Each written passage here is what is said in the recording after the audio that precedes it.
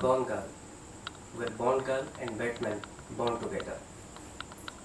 The plot twist is very strong, but not as strong as The Sixth Sense, but still strong. A wife goes missing and the husband is charged of her murder. Then we find that actually the wife is not murdered at all, and she has staged it all on to trap the husband. But when he pleaded her in the media, she returns back to the husband, killing one of her flames. It is a satire on American dream and the institution of marriage. Until watching this movie, I thought Amy is a very cute name. I'm a huge fan of The Big Bang Theory, and Sheldon is a cute character. His wife's name is Amy, and I thought that Amy is a very cute American name. But after watching this movie, my thought is changed, transformed. Amy can be a name of a psychopath too. The Amy character is a narcissistic psychopath. The question is, how is she formed this way? Actually, her parents' upbringing made her this way.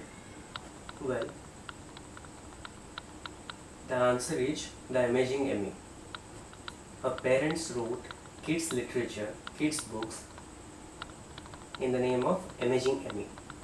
And Amy was made the eye candy of America from her very childhood. That made her an obsessive compulsive narcissistic character who loves drama, and she could not tolerate when men dumped her. While watching this movie, I thought that I noticed a plot hole or two. Well, when she is robbed of all her money, she went to a gas station, and called Neil Patrick Harris. After Neil Patrick Harris being killed, the FBI, the police, nobody checked Neil Patrick Harris call records. I mean, it is the general procedure, isn't it? And tracking the call record, the police could have gone to the gas station. They could have seen the picture of CCTV footage of Amy there, but nothing happened like this. Second plot hole, in my opinion, when the hero, when Nick Dunn finds out about the gifts hidden in his sister's set, why didn't he destroy them all? When he was sure that his wife was framing him, why didn't he destroy them? Third and very big plot hole. While Amy was on TV all over America, why couldn't and how couldn't anybody recognize her?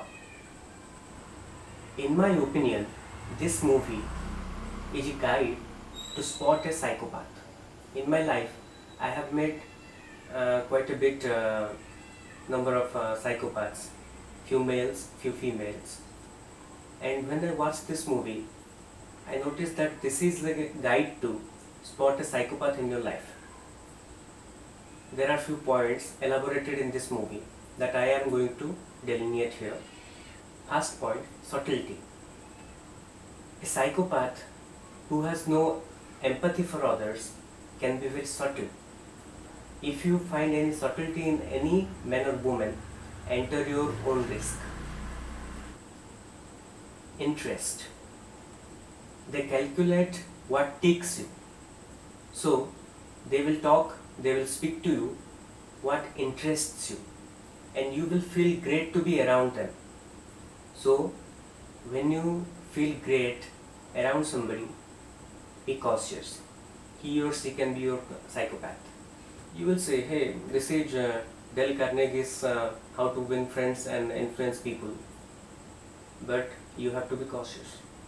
Third point, argument. They never argue. They never argue because they think that, they know that you are a pawn for them. You are a pawn for their future move. So they will never argue with you. but be very careful. Don't go for the face value. All that glitters is not gold. Victim attitude. Even the real victim sometimes accept that he or she is at fault. The real victim sometimes accepts his or her fault.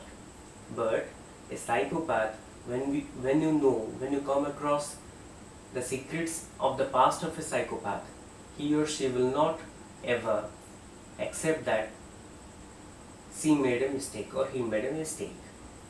He or she will portray himself or herself as a victim of the past. Point 5. Label. They will always talk about label, taste. Another thing, why Amy killed Neil Patrick Harris and went back to Nick Dunn? Because he was perfect on TV. He became more famous than Amazing Amy, and she wanted to share the spotlight with him. While Neil is perfect, Nick Dunn character or Ben Affleck character is not perfect, and it gave her a purpose to shape him, to make him perfect. That's all for today. Have a good day.